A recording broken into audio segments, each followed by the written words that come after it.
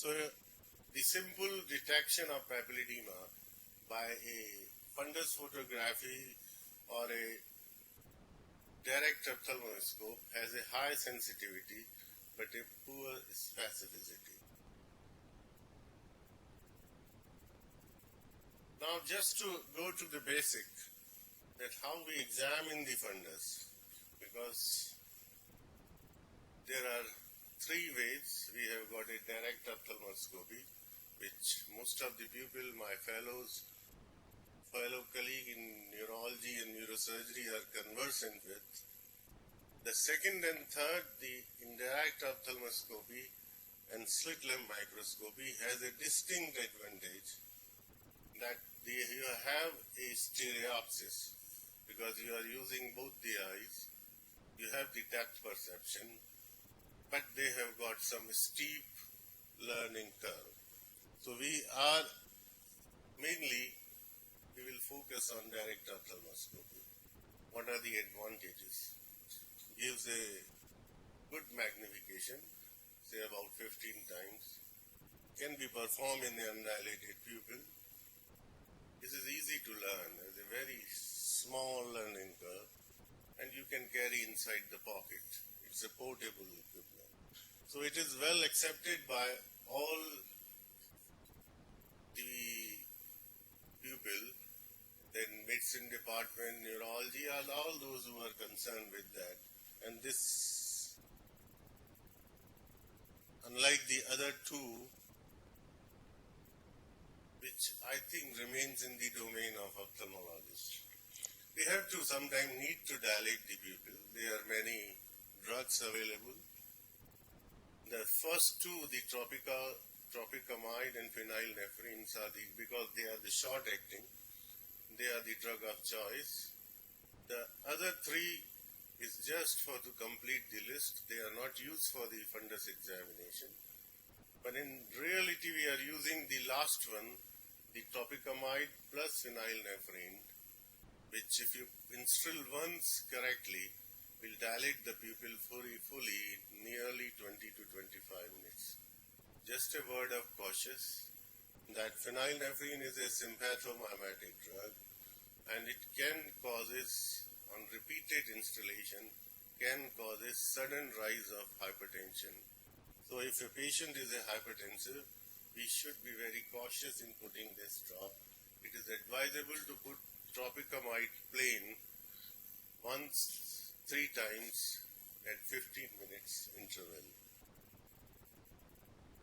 Now just I will spend few minutes on what the normal fundus looks like. This is the picture of central 30 degree of the fundus, where you see the disc,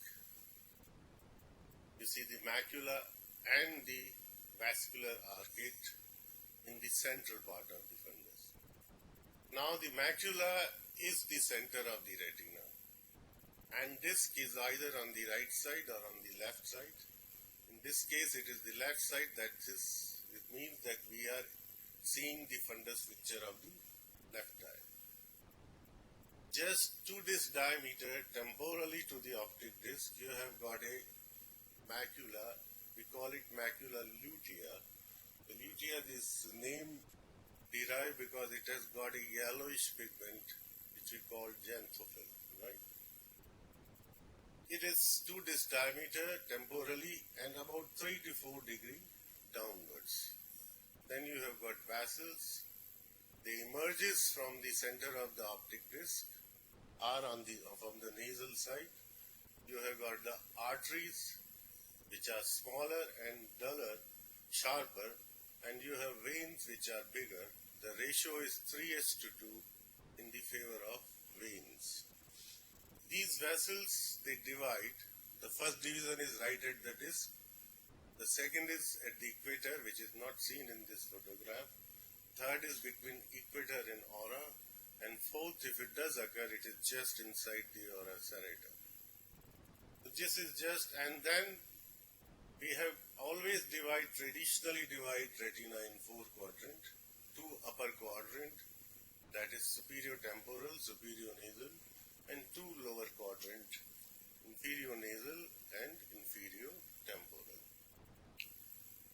because we are mainly concerned with the disc, I will just tell you the salient feature of a normal disc. This is absolutely a normal disc. We describe the disc in 5 to 6 parameters. The first is its size. Its size, we say, horizontally as well as vertically, it is about 1.5 millimeter. This is the nomenclature. Actually, it differs. It is about 1.62. Size is circular, but as we know, it's in this, as you appreciate in this diagram also, it is oval. The margins are always sharp. We also say it's well defined, except on the nasal side, it may be blurred physiologically. Why it is blurred is that nasal disc has a lot of fibers to be drained nasally from 7 to 11 o'clock. So there is a small area, large number of fibers, so it makes it not that sharp as the other borders. Then you have got a central cup. This is the place from where the central retinal artery enters and the central retinal vein leaves the retina. This is actually the sclera which has been perforated by it, so it becomes a sieve-like structure, what we call as a lamina cribrosa. It occupies about 30 to 60% of the area of the optic disc. So we say it is 0.3:1 or 0.6:1 cup disc ratio. This is optic cup. And the area between optic cup and the disc margin is our neuroretinal rim. This is always pink in color because of the abundance of the capillaries. Then we have vessels around the disc, vein and the arteries. And finally we have one disc diameter of area around the disc, which we called as a peripapillary area. Now a normal disc, if somebody asks me to describe, I will say the size is normal, the shape is oval, the margin are well defined, the cup disc ratio is 0.3:1, the neuroretinal rim is pink, and vessels over the disc are normal, and peripapillary retina is normal. So this is the normal disc. We have got a lot of normal variation of the disc, and it's very important to understand all of them. We can have a small disc, we can have a large disc, in between we can have in the intermediate disc, and sometimes we have megalopapular, which is much larger with a large excavated optic disc, and the diameter is greater than 2.1 millimeter. Now just look at this picture. On a cursory look, and even I will say few of the ophthalmologists on a first look will say that it's a disc edema. This is the one area where I have seen most of the people making mistake for the diagnosis of papilledema or a disc edema. Now what are the salient features? In fact, this is a small hyperopic disc. And many of hypermetropes, because it's a smaller eye, you get such kind of disc. What are the features? It's a hypermic disc because the area is small, the number of capillaries remains almost equal, so it is more pinkish or more color, more hypermic. The most important thing is that it has got a small and central cup. Sorry. And the origin of vessel is right in the center. It is always on the nasal side, and the cup margin is concentric to the margin of the optic disc, right? And it has got an indistinct disc margin. It perfectly looks like a disc edema. But you ask me, what are the differentials? Why I am not saying it's a papilledema. I will say that I know that it's a central disc. The first and foremost is there is no edema anywhere, right? The vessels are not obscured.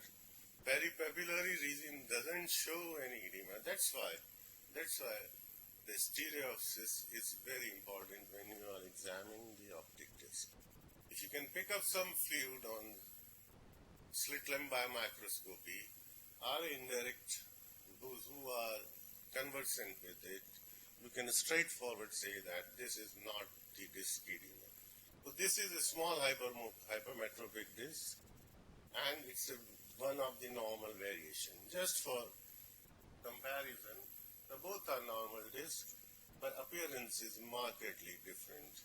Please don't take note of this and don't categorize this as a disc edema. Just to confirm this, we have done an angiography on this case, and in the initial phases, if it's a disc edema, the vessels at the disc will leak profusely. Of course, in the late phases, that means after 5 minutes, there is a staining. Staining, we say that because choroidal vessels are always leaky, they allow the fluorescein to pass through their capillaries. The retinal vessel doesn't, because they have got a blood-retinal barrier. So in the late phases, because of the leakage of the dye, it stains the disc. So this is, in the initial phases, you find leakage, that indicates a disc edema. This is a large disc. Now what is the difference? It's a large disc, but it's a very symmetrical, if you find. It's a well-defined border, sharp border all around. Cup margins are parallel to the disc margin. These are cup margins. And vessels are displaced nasally, right? This is the disc you maybe find in a normal person, but is usually seen in the myopes, right?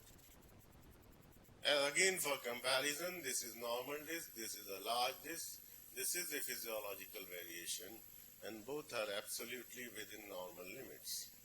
Intermediate disc is somewhere in between. Now I come to the another category which has some of the anomalies of the optic disc, but it is not disc edema. This is very important to recognize. I have seen many cases, they are put to a lot of stress. They have done for neuroimaging, they have done for LP. Now I may say, with all due regards to my fellow neurosurgeons, that LP remains this highly subjective thing. Sometimes even pressure rises by 10, 20, they will label it as a intracranial hypertension. So this is a condition of optic disc drusens. What are drusens? Drusens are excrescents at the level of Bruch's membrane. Bruch's membrane is between the retina and choroid. It's the most superficial layer of the choroid, and these are the calcified bodies. They have rich in calcium. Sometimes they are right on the disc, but where you can pick up just by examination. But problem is that when they are buried inside the disc margin, because they are buried, they elevate the disc margin. So you get a elevated disc margin. If it is a small disc, it looks like a disc edema. But retinal vessels clearly visible overlying the disc, and peripapillary tissue again will not show any edema. This is the angiography we have done. Doesn't show any stain here, leaking here. But the characteristic of the drusen is in the late phases, late phases here I means at 5 minutes and 10 minutes, you will find that there is a staining which indicates the drusens. Now we have got a better test. If you do a B scan, because it's a calcification, it will pick up on the B scan. And if you have got a vector on your B scan, it will show a nearly 100% spike. And another way of picking this is, of course, CT scan, where you can pick up the evidence of calcification. Optic disc coloboma is one of the congenital anomalies. You can pick up easily. I will not talk in detail about it. This is something which which we should know about. We should be aware of this. This is optic nerve hypoplegia. As the name indicates, it has got a very small disc. I will like to draw your attention first to this diagram. There is a inner disc margin here, and there is another margin just outside. This inner margin is the real disc, right? And outer disc margin indicates where the retina and choroid ends. What is this condition? This is the condition where, actually you have less number of axons in the optic nerve.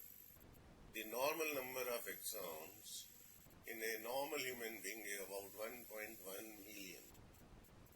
If you have less axon, that means the activity of optic nerve will also go down. So you may get a subnormal vision in this case. You may get vision is variable from the no perception of the light to right up to the 6/6, right? And this is characteristically diagnosed by what we call as a double ring sign. There is an inner optic disc and there is an outer disc. This is not uncommon. We find so many cases. And I may tell you these are associated with lot of brain abnormality essentially in the midline section. So this, if you find, be aware of this, make your diagnosis. If the vision is subnormal, assure the patient nothing is going to help, and then refer it to neurosurgeon for neuroimaging and necessary action. Morning glory syndrome is one of the conditions of the disc anomalies where the radial vessels arise from center of the disc and they go in a radial direction in the periphery. You have got a glial tissue right over the disc. The vision is always subnormal, it is less than 660. Fortunately, this is always a unilateral condition. This also sometimes be confused with the disc edema. Now I come to the papilledema, which bothers us most, which we want to make the diagnosis as early as possible. At the same time, we don't want to make an erroneous diagnosis. So there are certain symptoms, there are certain signs, and now we have some definite tests to say that this is indeed a disc edema or a papilledema. By definition, swelling of the optic disc that is secondary to intracranial pressure is papilledema. Until increased intracranial pressure is verified, it is only a disc edema. Right? We should be very clear about its definition. Now, what are the fundus signs which tells us this is the papilledema? They have 5 mechanical signs and 5 vascular signs. The first thing is elevation of optic disc. Let me talk about the pathogenesis of papilledema.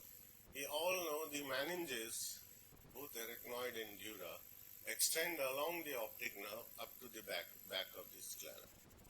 If there is a CSF pressure is increased, this also has its effect on the eye, on the optic nerve. We all know all nerves have an exophrosmic flow. We have got, it carries the nutrient from the one side of the nerve to the up to the synapses, and there is a retrograde flow also. Because of there is increased CSF pressure, this exoplasmic flow is compromised, and toxins and fluid start accumulating on the optic disc. This is the basis, in very nutshell, the pathogenesis of papilledema. So because of this elevation, there is an elevated optic disc. Classically we say, what we do here is that we focus at the most elevated part of the optic disc. We note at how much diopter it is focused.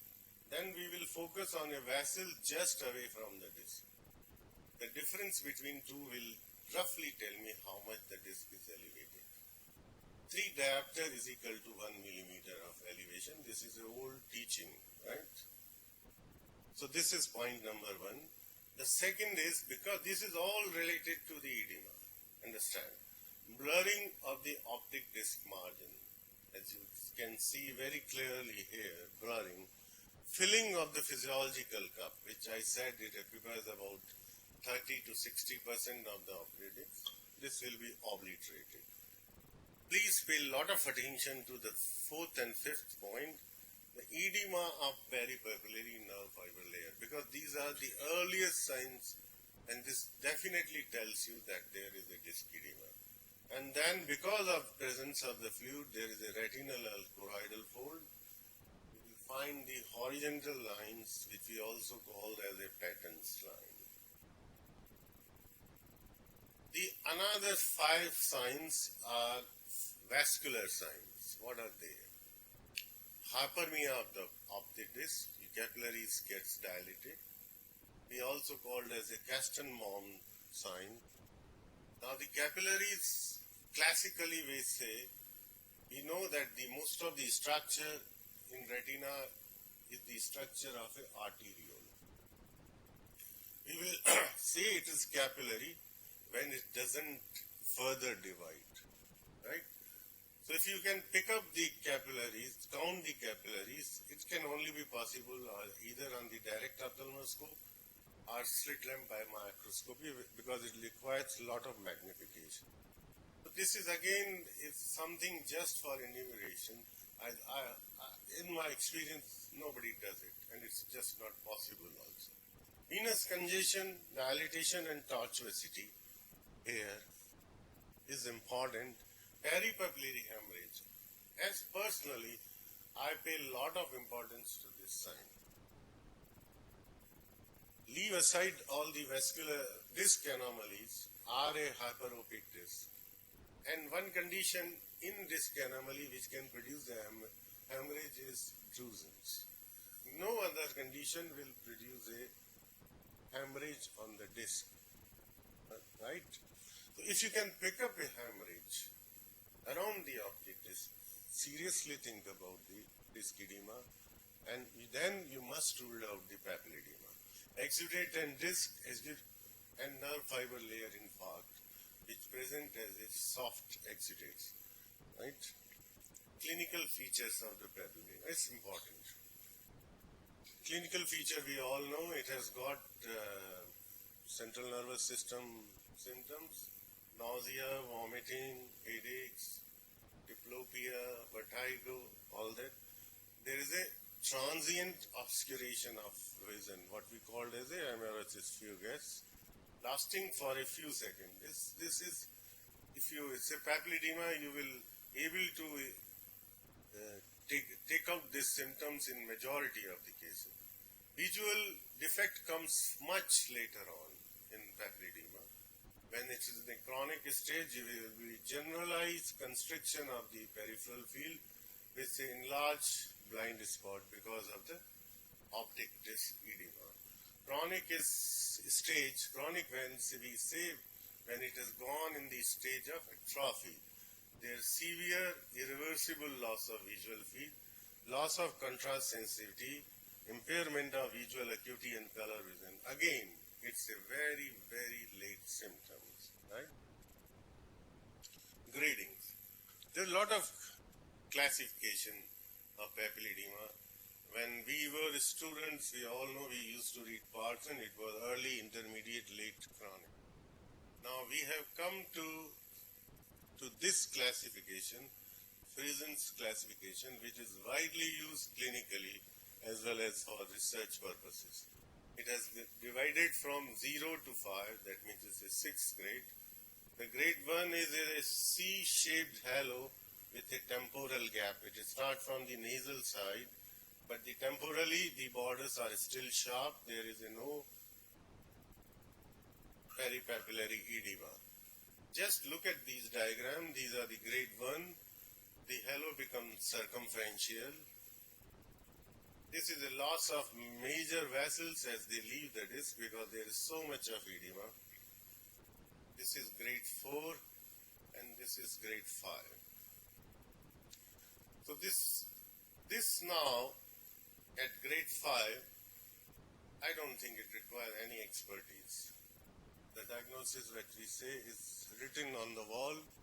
Just have a cursory look at the fundus, bilateral involvement. You can easily say it's a papilledema. There is absolutely nothing, no expertise in required in that.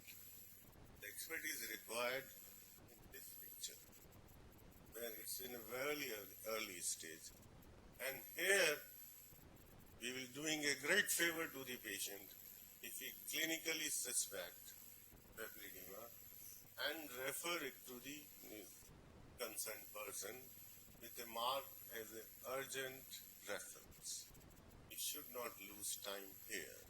Now, what are the features here? I will again summarize for your. First thing is that if somebody asks me, as I will put lot of importance to presence of edema. If I can find there is of course the nasal margin is very blurred, but I can also see clearly that surrounding this there is a cuff of fluid. There is a peripapillary edema.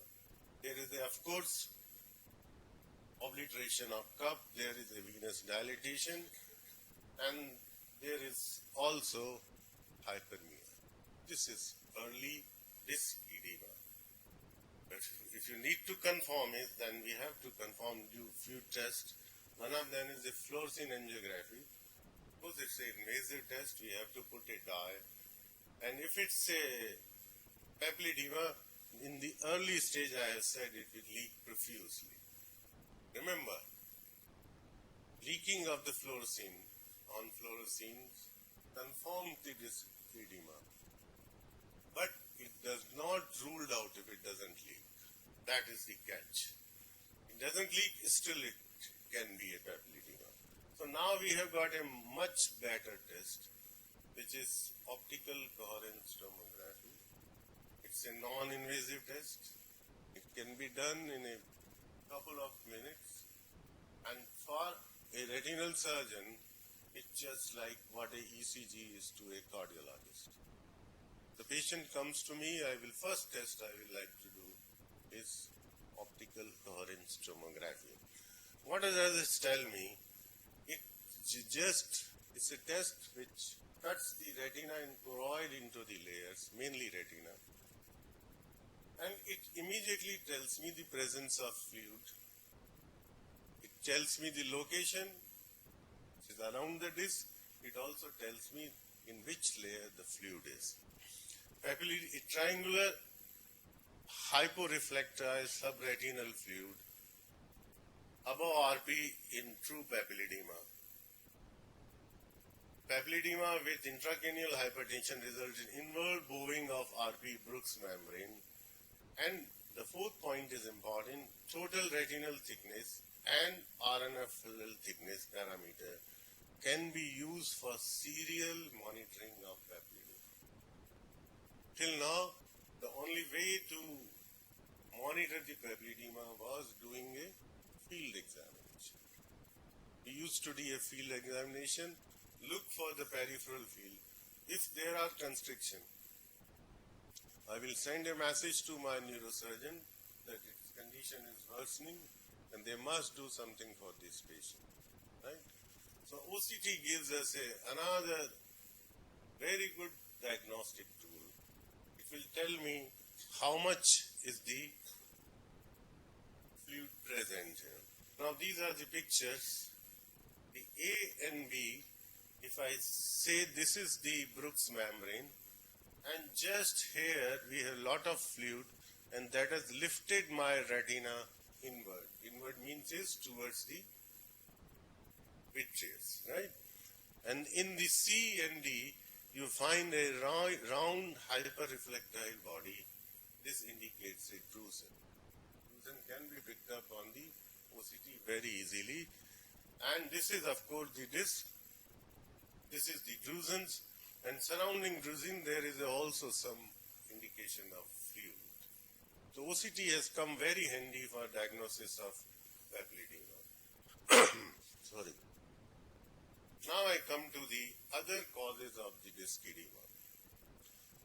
Optic neuritis in our condition is the most commonest cause of the disc edema. Of course, in the Western world, the first slot goes to the AION, anterior ischemic optic neuropathy. The clinical presentation are very different, and just by spending 5 minutes with the patient, you can say that this is not papilledema. It's a sudden, progressive, profound visual loss. That is number one. Right? Color vision impairment, dyschromatopsia is a prominent feature.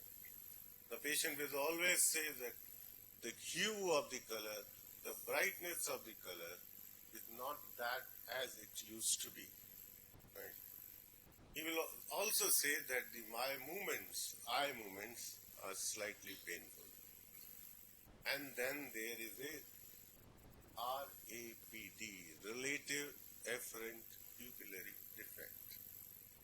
And the dictum is no RAPD, no optic neuritis.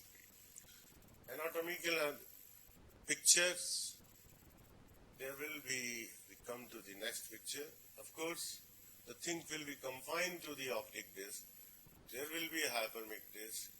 There will be peripapilledema, and if you see here, there is a single splinter hemorrhage also. There is a lot of difference because I will taking some time to explain it.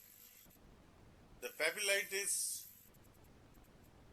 optic neuritis, as you know, is two component, and it involves the distal part. That means the part towards the retina we call is papillitis. It constitutes about 15% of cases. If it involves the distal part away from the retina, then we call it retrobulbar neuritis. The saying is that in retrobulbar neuritis, neither patient nor the doctor sees anything. The fundus will be absolutely normal. So in this, papillitis usually unilateral, papilledema is bilateral. Onset is sudden, here is insidious. Loss of vision is marked and sudden, is gradual.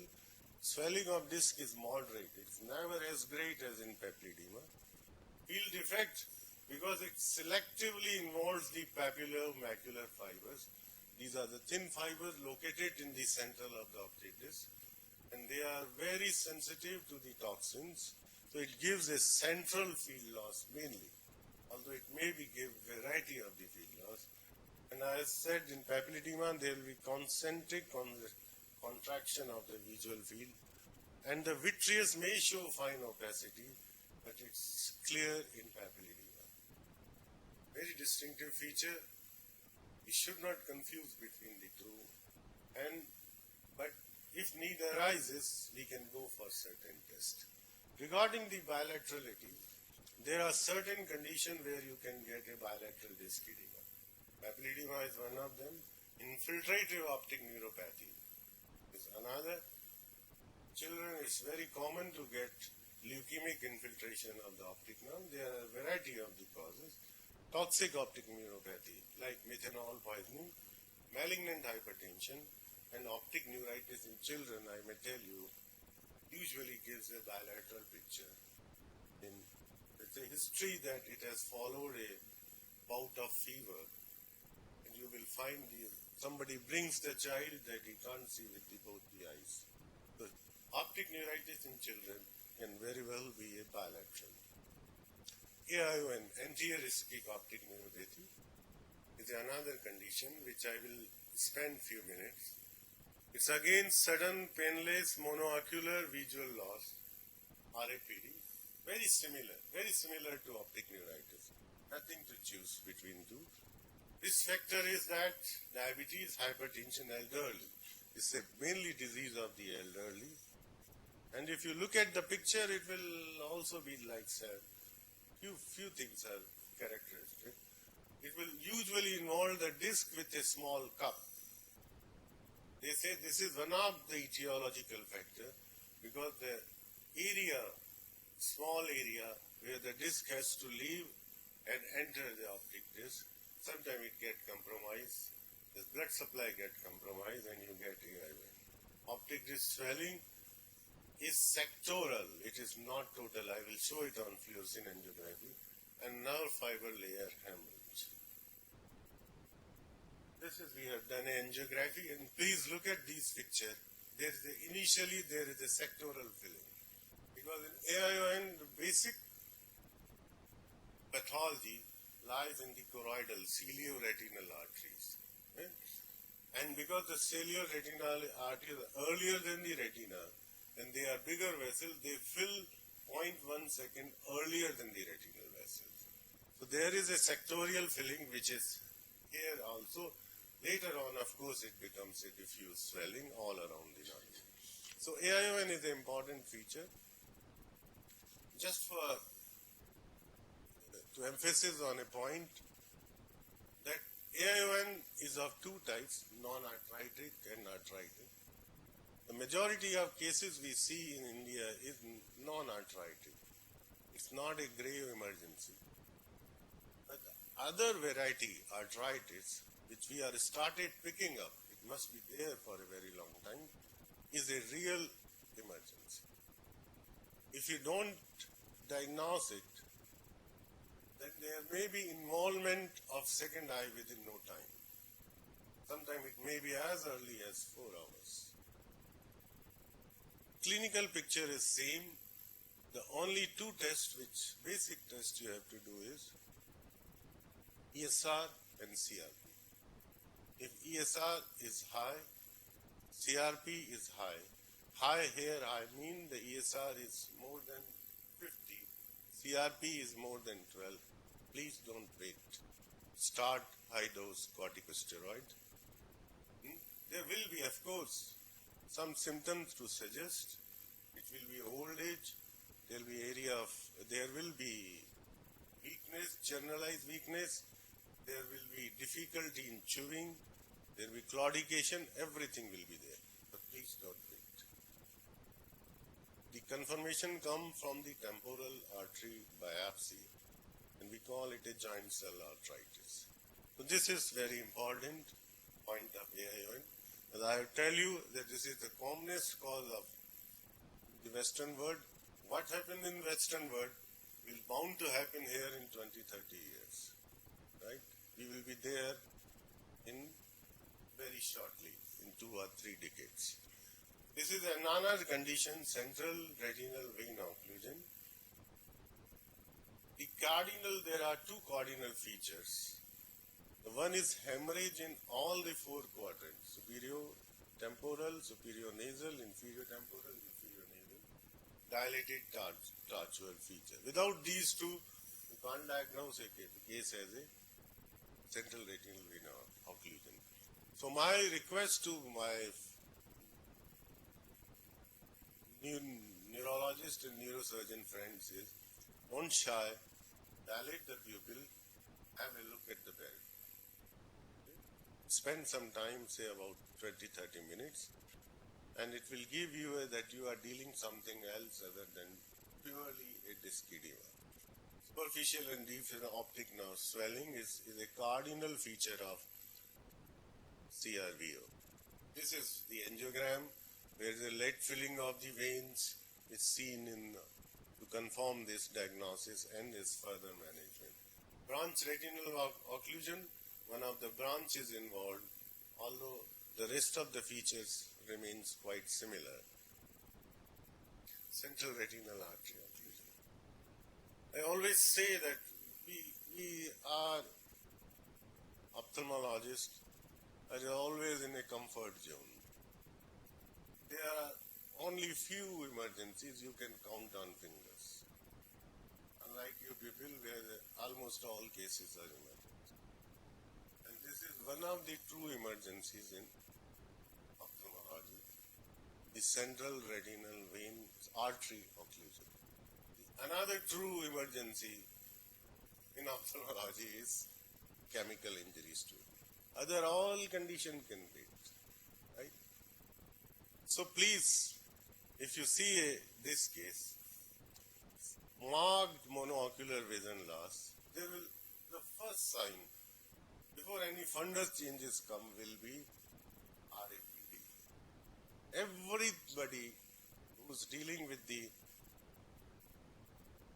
any neurologist, neurosurgeon, of course ophthalmologist, must able to elicit RAPD. You must see the pupillary reaction. They know how to do this test. Retinal whitening and posterior pole, cherry red spot, optic nerve edematous. These two conditions will take 4 to 6 hours to come. Till that, the damage has already been, major damage has already been done. So this is one of the conditions. And of course, the angiography, there is again relief link. I will not go in that detail. These are some of the symbolism which is at default. Now we come to some of the ocular inflammation which can give disc edema. We club them in what we called as a neuroretinitis. That means there is a new optic nerve involvement, and there is some patches of choroiditis which you can see here clearly. This is an advanced case of neuroretinitis. You can a macular star also. But obviously, if you concentrate on this part, you can confuse this with any of the disc edema. Variety of causes, all the granulomatous infection, tuberculosis, syphilis, toxoplasmosis, sarcoidosis, and many others. Another one of the condition I have picked up, we are seeing a lot of cases, is VKH syndrome, Vox Candia. Here it can give what we called as a hot disc, a hyperemic disc, or a edematous disc. Malignant hypertension, we do see such cases. Patient coming to us with blurring of the vision. Of course, it's a bilateral condition. You will find there is a swollen disc. You will find there is a hemorrhages. You will also find there are soft exudates. But the clicking feature is, just look at the vessels. Veins are visible, of course, but you hardly find any arteries.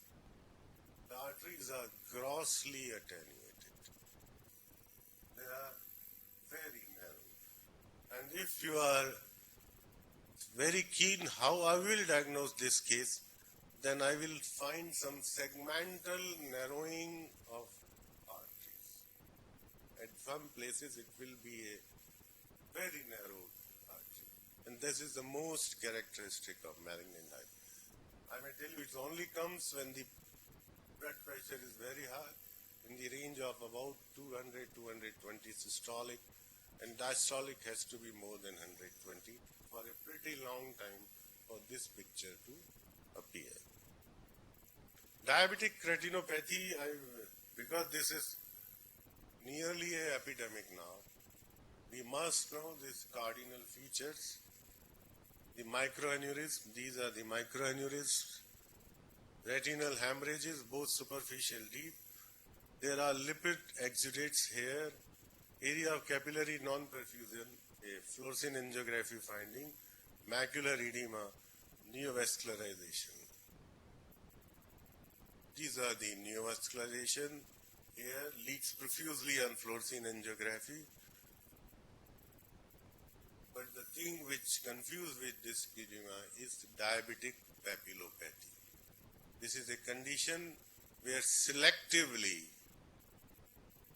the disc edema appears. The vessels becomes dilated at disc. You can easily diagnose this by the 3 diagnostic criteria. It's unilateral, number 1. There is a lack of inflammation, number 2. It always maintain a good visual acuity. And the 4th point is, it is always associated with a very high blood sugar level. So deranged blood sugar level is also one of the characteristics. These are the fundus photographs. This is same patient, normal eye, right eye only hard exudates, hemorrhages.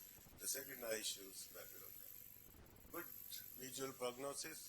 bring the sugar down to a normal level, and if you do a angiography, this will confirm the diagnosis. So now we have seen there is a variety of causes. We have to evaluate it in a very systemic manner. We can reach to a particular diagnosis. There is a one sign which I pay a lot of emphasis, that is the hemorrhage at the disc.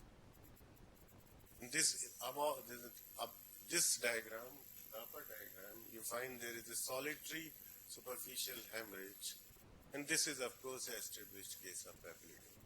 Here I have said it doesn't require anything, the diagnosis is very well established. But if there is, please explore all these possibilities. Papilledema, papillitis, AION, CRVO, BRVO, glaucoma, very important. This, in fact, you find a large cup, and when we investigate this case, this has turned out to be a glaucoma, what we called as a normotensive glaucoma, where the pressure is a normal limit, but still there is a damage to the optic nerve and field changes. To summarize, the diagnosis of papilledema to which we are concerned, it's a bilateral condition, has a typical clinical presentation, usually good vision. It has got a round regular pupil. There is a typical fundus picture to diagnose. And if there is any doubt, please go for further test. As OCT is not are now available almost each and every department. This has become a basic test. It will pick up the disc edema, it will pick up the peripapillary, and you can save the time and do a timely referral to our neuro practice. With this, I come to conclude my lecture. So again, my sincere thanks to the neurology, neurosurgery people, Dr. Sinha, Dr. Shashi, S.K. Sharma, S.K. Jain. If you have got any question, I will love to answer.